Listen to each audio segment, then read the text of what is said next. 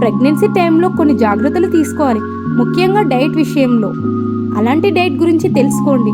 Pregnancy confirm అయ్యాక food విషయంలో జాగ్రత్తలు తీసుకోవాలి. పోషకాహారంలో ఖచ్చితంగా ఉండాలి.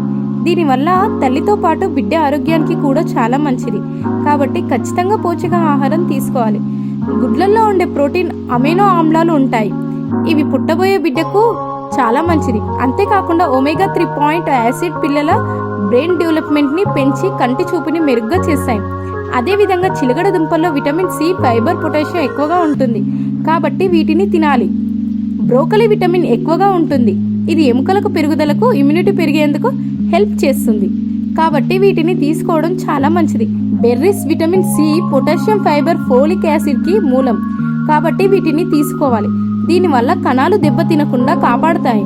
కాబట్టి రెగ్యులర్గా వీటిని తినడం మంచిది. బీన్స్, చిక్కుళ్ళు, కాయధాన్యాలు, బీన్స్ తీసుకోవాలి.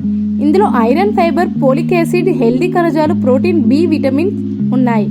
ఇవి మీకు మీ బిడ్డకి పోషకాలు అందిస్తాయి. పాలకూరలో పోలిక్ యాసిడ్ ఉంటుంది. ఇది గర్భధారణ సమయంలో చాలా ముఖ్యం.